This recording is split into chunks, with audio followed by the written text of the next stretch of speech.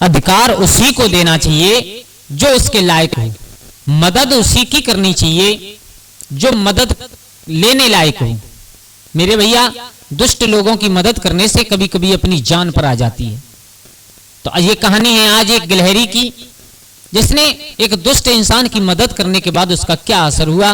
दोस्तों, इस कहानी से हमें बहुत कुछ सीखने के लिए मिलेगा। तो जय श्री राधे। कैसे हैं आप लोग? उम्मीद करता हूं अच्छे ही होंगे।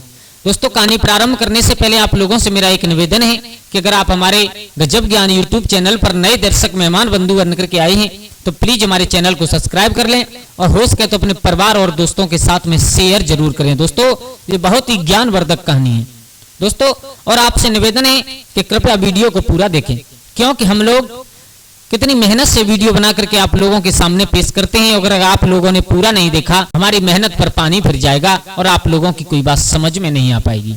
तो दोस्तों, आज आप लोगों को एक ऐसी कहानी बताऊंगा जिसे सुनने के बाद आप लोगों को लगेगा कि हकीकत में उसी इंसान की सपोर्ट करनी चाहिए जो सपोर्ट लेने लायक हो, जिसकी मदद करने से और उसे कुछ मिले। अन्यथा बेवकूफ लोगों की और दुष्ट लोगों की मदद करने के बाद खुद वो हमारे ऊपर ही, हमारी जिंदगी के ऊपर ही नाचने लगते हैं। तो दोस्तों, आ जाओ आप लोगों का ज्यादा समय बर्बाद ना करते हुए गौर करते हैं कहानी की तरफ। कि एक जंगल में और एक बरगद का पेड़ था, उस पर बहुत सारे पक्षी रहा करते थे। उस पर एक गिलहरी का जोड़ा और रहा करता था। बहुत सुंदर वातावरण, शुद्ध वातावरण था उस जगह पर। मेरे भैया, बड़े हर्ष उल्लास के साथ में सभी एक परिवार नुमा और समाज बना करके रहा करते थे, वो गिलहरी और सभी पक्षी। दोस्तों, एक दिन क्या हुआ, ऐसा मानो कि किसी की नजर लग गई उनके उस बर्बाद को। दोस्तों, उसी पेड़ पर एक कहीं से जंगली बिल्ली आकर के और उन गिलहरी के जोड़ा का पीछा करने लगी। अब तो गिलहरी बहुत डर गई, कांपने लगी डर से, इधर उधर डालियों पर अपनी जान बचाने के लिए दौड़ रही है, लेकिन वो जंगली बिल्ली उनके पीछे कूद रही है, बार बार उनको पकड़ने की कोशिश कर रही है। कभी इस डाली पर कभी उस डाली पर, पूरे पेड़ पर गिलहरी घूम करके आई, लेकिन उन्हें कहीं पर छुपने के लिए कोई स्थान नहीं मिला।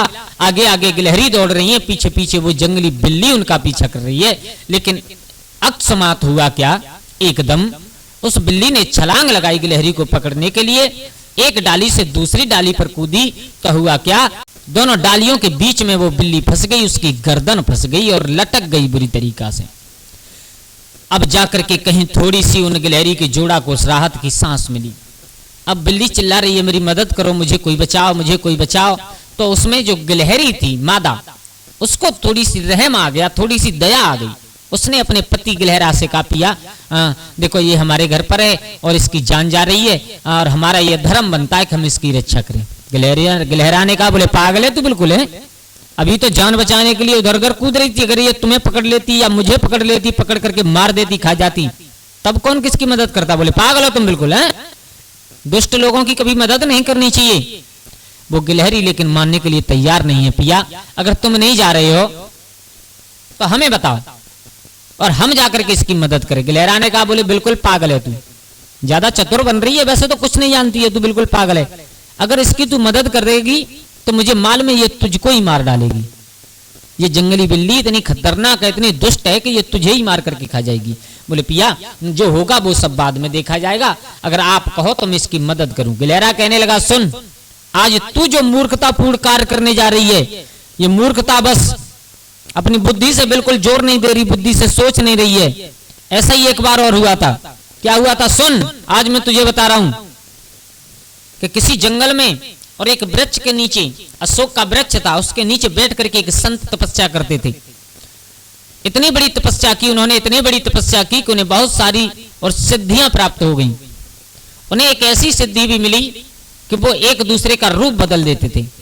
तो एक दिन संत अपनी कठोर समाधि में बैठे हुए थे, उसी समय दौड़ता हुआ कहीं से और एक चूहा आ गया। वो चूहा डर के मारे कांप रहा था, थर थर कांप रहा था, भयबस, और उसने चिल्ला करके कहा, बाबा जी मुझे बचाओ, बाबा जी मेरी रक्षा करो, महात्मा जी मेरे प्राण बचाओ। महात्मा की नेत्र खुल गए। बोले कहो क्या आपत्ति है तुम्हारे ऊपर, क्यों चिल्ला रहे हो इतना, है क्या संकट पड़ गया? बोले हम क्या तुम्हारी मदद कर सकते हैं मेरे भैया। तो उस चूहा ने कहा, सुनिए बाबा जी, कई दिन हो गए और एक बिल्ली मेरे पीछे दौड़ती है और मुझे पकड़ने की कोशिश करती है। बाबा वो तो मैं छुप जाता हूँ, किसी दिन पकड़ गया तो मैं मारा जाऊंगा। बाबा जी कुछ ऐसा करो कि मेरे प्राण बच जाएं। मेरे भैया अब क्या हुआ, महात्मा ने सोचा चलो ठीक है तुम्हारी जिंदगी का ही झंझट खत्म कर देते हैं हम। उसी समय महात्मा ने हाथ में जल लेकर के मंत्र मारा तो वो चूहा से बिल्ली बन गई, बिल्ली का रूप धारण कर लिया। बोले अब तुम्हें कोई टेंशन नहीं, कोई चिंता वाली बात नहीं, जाओ। चली गई, वहां से अपने घर पहुंची। मेरे भैया 2 4 6 दिन और व्यतीत हुए।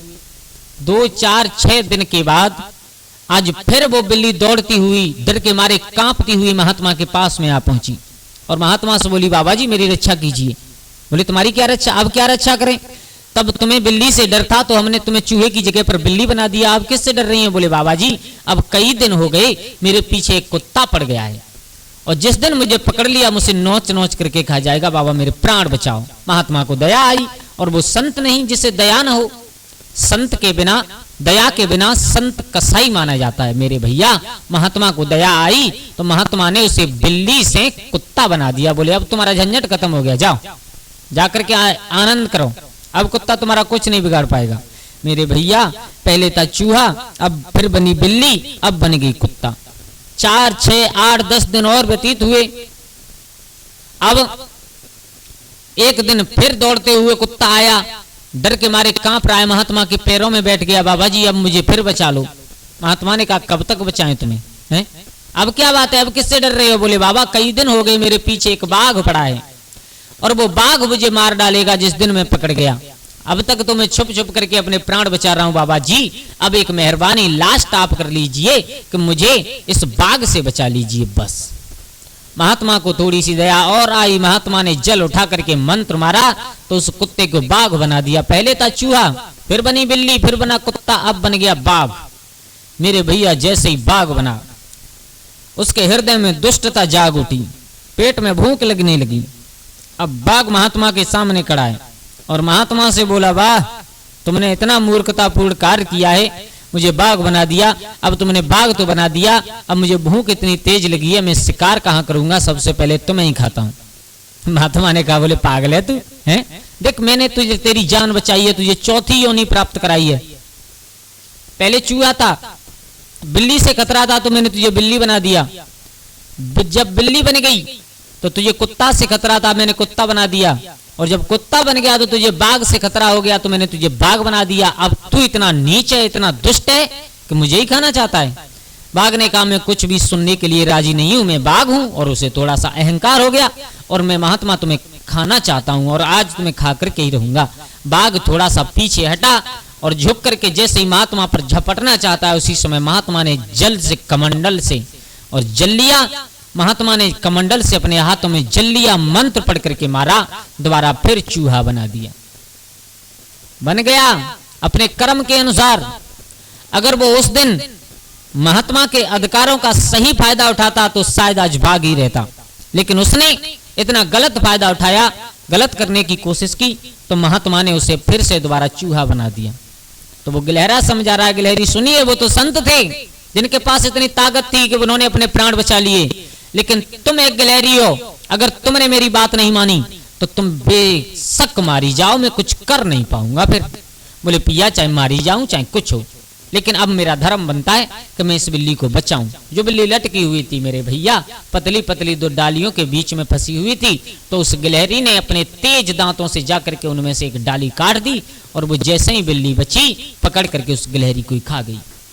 तो दोस्तों इस कहानी से हमें केवल यही सीख मिलती है कि अधिकार उसे ही देना चाहिए जो उसके लायक हो, मदद उसकी ही करनी चाहिए जो मदद लेने लायक हो। दुष्ट इंसान की, नीच इंसान की कभी भी मदद नहीं करनी चाहिए, और अगर हम दुष्ट इंसान की मदद करते हैं, उसे बचाते हैं, तो किसी दिन वो हमारे सर पर खतरा बन करके मंडराता है।